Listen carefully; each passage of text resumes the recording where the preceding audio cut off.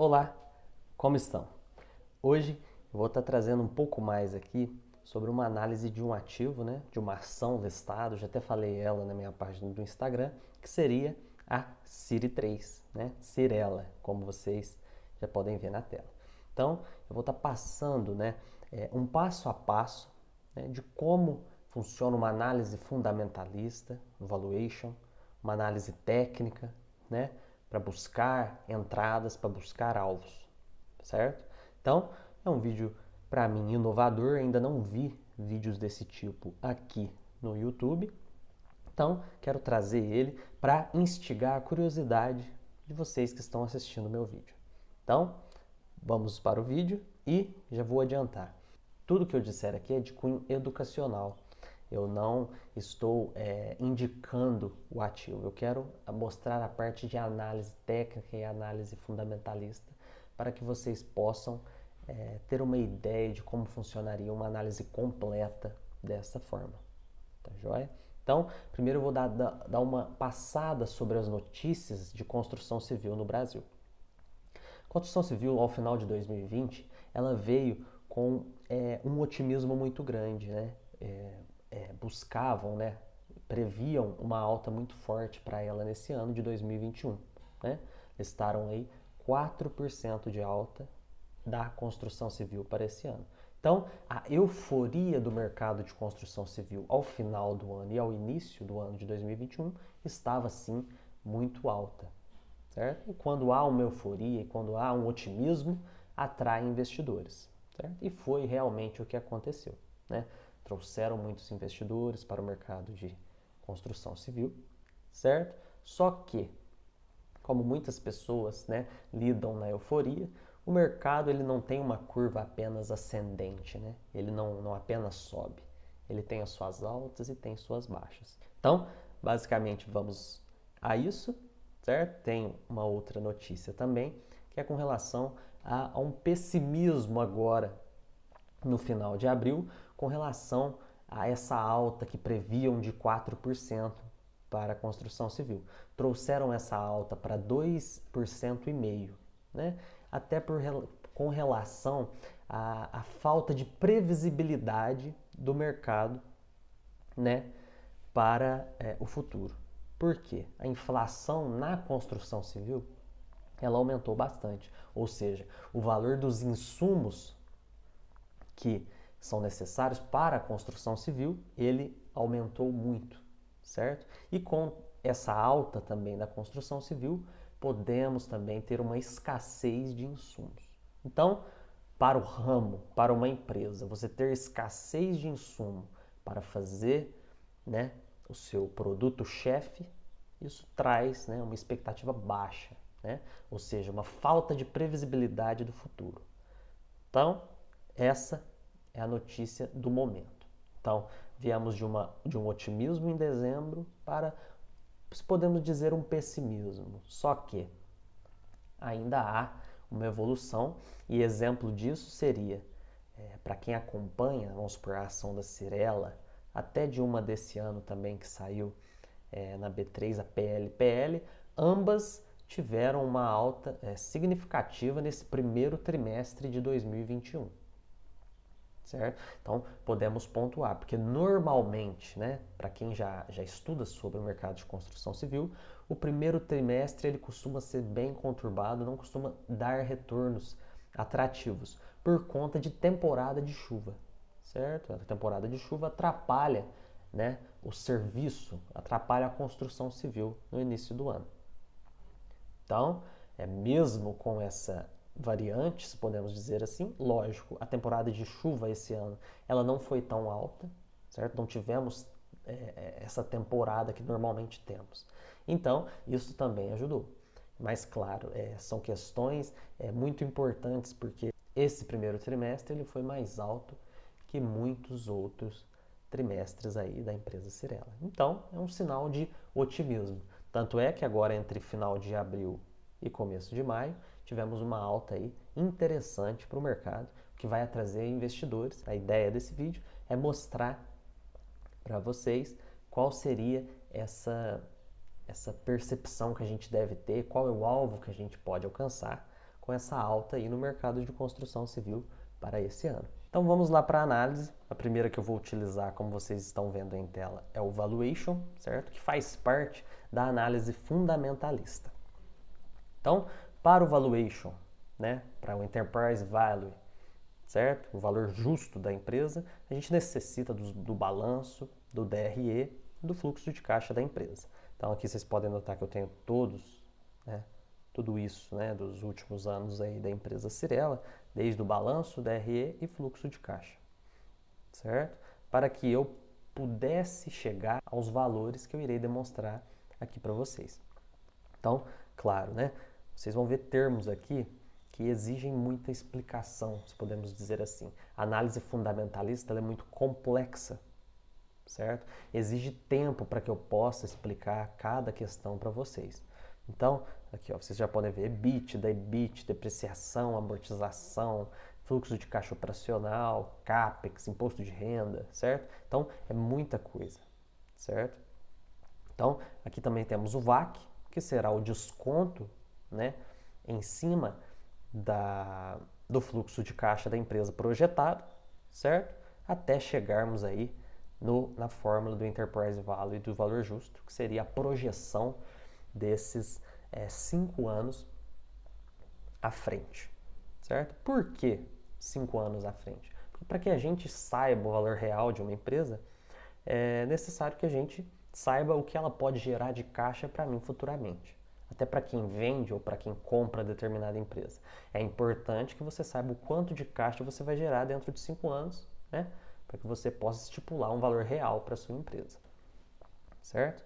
Então, basicamente, a fórmula do fluxo de caixa, né, descontado do Enterprise Value é essa aqui, joia? Uma fórmula, ela vem em inglês, né? Isso aqui significa, esse FCF é Free Cash Flow, o R é o próprio VAC, certo?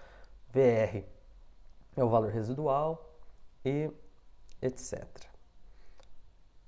O valor residual, né? Ou seja, o valor na perpetuidade da empresa, porque são questões também que exigem muita explicação, gente. Então, isso aqui realmente é um cunho educacional para que vocês instiguem a curiosidade de pesquisar mais sobre esses termos que eu estou falando aqui.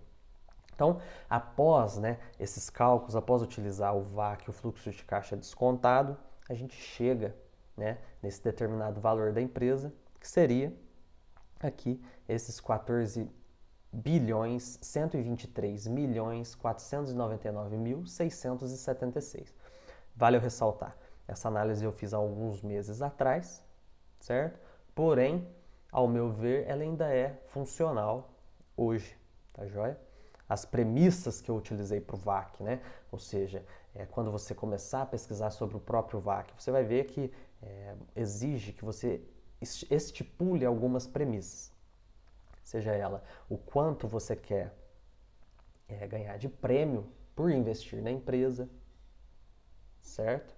E algumas outras premissas além dessas. Mas as principais são essas, né? Qual o valor do prêmio que você quer receber da empresa, certo? Qual a taxa de crescimento na perpetuidade da empresa, certo? Então, são termos que exigem estudo, né, para que você saiba um pouco mais. Claro, eu vou abordar sempre aqui no canal do YouTube mais sobre cada questão dessa em específico, mas exige aí uma certa paciência. Se você tem interesse nisso, aconselho que estude, que você irá entender bastante aí sobre o assunto. Então, claro, aqui a minha premissa sobre o que eu espero, né, qual que é o prêmio, né, sobre o VAC, seria basicamente, eu assumi aí 10% acima da inflação na época, que estava por volta de 4,6%, certo? Então, 14,6% acima, né, dessa questão. É o que eu quero receber, né, por investir na empresa Cyrela, né? Então, essas premissas, se podemos dizer, nos gera aí o VAC, que depois, com o cálculo do fluxo de caixa livre, nos gera o desconto para que eu possa chegar nesse valor justo. É uma questão bem complexa, exige aí alguns vídeos para que eu possa estar explicando realmente como fazer essa questão. Mas, como eu disse, né, a empresa gerou aqui para mim, nos meus cálculos, 14 bi de valor, certo? O que nos gera 35,33 por ação. Ou seja, eu peguei os 14 bilhões, né, e dividi pela quantidade de ações disponíveis da empresa Cyrela, que são 399 milhões de ações, o que nos trouxe esses 35,33. Né? Mas para o valor justo eu preciso tirar as dívidas da empresa, certo? O que nos traz aí então por ação 33,18. Então, basicamente, o meu alvo para a empresa Cyrela, o valor justo dela é de R$ 33. Aí, né, quando eu mostrar o gráfico, você vai reparar que a ação hoje, na sexta-feira, né, ela não fechou nesse valor. Mas por quê? Claro que o mercado ele gira em torno desse valor justo. Não necessariamente ele vai sempre acompanhar o valor justo, certo? Então, o valuation da empresa, né? Utilizando todas essas premissas que para longos vídeos eu vou estar falando melhor sobre ela, nos traz aí um alvo de 33,18 para a empresa Cyrela. Agora vamos para a próxima parte, né, da nossa análise, que seria a análise técnica do papel CIRI3, certo? Como podem ver, né? Aqui está um gráfico de candlesticks, certo?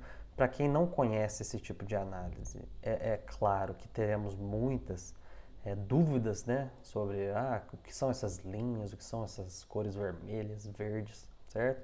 Então, peço paciência. Claro que não dá para fazer uma explicação completa, tudo em um vídeo só, tanto da análise fundamentalista quanto da análise técnica, certo? Mas eu vou estar aqui explanando para vocês entenderem pelo menos o meu ponto de entrada aqui. Então, eu utilizaria nessa questão, né, para eu encontrar o ponto exato de entrada no papel CIRI3, não digo exato, né, mas exato na análise, né, porque tudo aqui é estatística. Então, eu gosto de utilizar, sim, a análise técnica para buscar uma entrada aí no papel. Claro, se a gente encontrou, né, o nosso alvo de 33,18, né, o fechamento na sexta-feira foi de 23,70 o papel CIRI3, certo? Então, claro que temos aí um upside aí de próximo de R$10. Então, uma entrada poderia ser justamente agora, né? Claro, com a sua análise, certo? Porém, eu gosto sim de olhar o gráfico, né, e buscar uma entrada mais assertiva. Então, vamos lá. Para quem não sabe, essas linhas aqui, tem uma linha verde, uma laranja, são médias móveis, certo? Onde essa média aqui é a de 200 períodos, né? Aritmética, no caso aqui, são 200 dias, né? 80 dias, 21 dias, 9 dias, 400 dias e 400 dias exponencial. Então, lógico, elas, né, demonstram um movimento passado, né, no presente. Então, elas podem sim ser pontos aqui ou de suporte ou de resistência. Analisando o preço, né, e o momento, o próprio gráfico, né, você pode notar que realmente CIRI3 é um papel bem volátil, né? Imaginem, né, isso daqui é um candle e essa aqui é uma movimentação de apenas um dia, certo? Então, esse pavio que deixa aqui são pontos onde o preço passou por ele. Então, imaginem, né? O preço aqui, nesse ponto que eu estou mostrando aqui, ele foi a R$25 e fechou o dia em 24. Então, é uma volatilidade aceitável até por conta do próprio mercado de construção civil que sofre, se podemos dizer, entre aspas, né, mais que os demais mercados que temos, entende? Então, basicamente é isso. Então, claro, né, temos muitas médias aqui que podem influenciar na nossa decisão de compra, né? Em análise aqui do preço, né, da sexta-feira, o preço ele rompeu a média de 21, né, que pode sim nos demonstrar uma nova tendência aí de alta, possivelmente. No entanto, é importante nós vermos, né, qual a movimentação na própria próxima semana, agora na segunda-feira. Eu, uma entrada caso o mercado na segunda ele seja um mercado baixista, se podemos dizer. Eu esperaria o preço, né, ele testar novamente, né, essa linha aqui, essa média de 21 dias, certo? Esperaria ele testar aqui a média de 21 dias e a de 9 dias também, certo? Entre esse meio aqui, caso a movimentação nos mostre que a força de venda nessa região ela não é tão alta, certo? A ponto de fazer com que o preço rompe novamente a média de 21, né? Trazendo a média de 9 para baixo. Então, eu faria sim uma entrada aqui nessa região por volta de 23 e 26, né? Uma análise minha, claro, não serve aí de indicação. No entanto, caso o mercado venha altista, certo? Ou seja, ele rompa aqui esse preço de 23,70 e traga aqui novas altas. Então, eu esperaria, né, ele tocar nessa região aqui entre a média de 80 e a de 200, para que eu tente, né, analisar qual é a movimentação dos compradores e dos vendedores aqui nessa região, certo? Porque pode sim ser um ponto de resistência. Normalmente, em pontos de resistência, há uma forte presença dos vendedores, certo? Mas também pode ter a forte presença dos compradores, né? Então, caso os compradores tenham uma forte presença aqui de volume nessa região, né, eu sim, ao rompimento dela, né, que por volta de 24, 24 e 11, eu faria sim uma entrada aqui nessa região. Mas claro, é uma análise minha, né, de acordo aqui com uma análise, né, mas no próprio dia, nesse momento que ele está. Claro que uma entrada aqui seria aceitável, ele rompeu a média de 400, né, ele virou a média 9 para cima, o que indica aí uma tendência de alta, pode ser curta, pode ser longa, né, ele rompe a média de 21 dias também, pode nos indicar, mais um indicador de que o preço pode vir a buscar novas altas aqui, novos topos, porém, à frente disso, temos aqui a média de 200 e a média 80, que pode sim ser um ponto que segure um pouco o preço aqui. No entanto, né, isso é estatística, é um pode ser, certo? Então, a questão é observar entre essa região aqui, entre a 200 e a 80, e entre a 21 e a 9 no gráfico diário, como o movimento se comportaria. Estou utilizando do gráfico diário por quê? Né? Como a gente está tendo uma posição de investidor, eu prefiro utilizar entre o diário, né, e o semanal, que nos dá aí uma posição melhor do preço, certo? Mas basicamente é isso. Ó, aqui no semanal, claro que temos a média 21 a ser atingida aqui em 24,50. Pode ser sim para alguém com uma questão mais uma pessoa mais segura de entradas, né? Esperar a movimentação dentro dessas médias para que, né, ele tenha uma certeza aqui do próprio movimento, né? No caso, ela rompe aqui, ele deu uma entrada aqui, ou a próprio rompimento da média 80 aqui já pode indicar sim um movimento aí de alta, certo? Então, basicamente, pessoal, o vídeo foi esse, demonstrar aí uma entrada na análise técnica, demonstrar um alvo na análise fundamentalista, como eu disse em posts no meu Instagram. Acho interessante a junção dessas duas análises aí para um preço, uma entrada, um preço-alvo assertivo, certo? Então, esse vídeo aqui vai ser até para mim deixar gravado aí uma análise, né?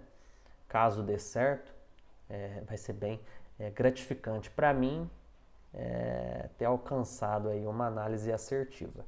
Mas eu acredito sim nesse estudo que fiz e vamos em frente aí aguardar até o final do ano aí ver movimentações do mercado. E claro, com essa última alta, né, que o Ibov teve aí, atingindo mais do que 125 mil pontos, traz um cenário otimista aí para o Brasil, né, e para as ações que constituem esse próprio índice, né, que é o Ibovespa. Então, fica aqui as minhas interações, né, com a análise fundamentalista e a análise técnica. E espero que você tenha aproveitado sobre o vídeo. Caso, né, lógico, se você não tem certo conhecimento sobre o mercado, sobre as análises, vão surgir dúvidas, né? Te aconselho a fazer pesquisas, né, e continuar me acompanhando aqui no YouTube, no Instagram, e caso tenha interesse, pode me enviar dúvidas que eu vou estar lá para sanar todas elas, tá certo? Vai ser um prazer. Então, forte abraço e até a próxima.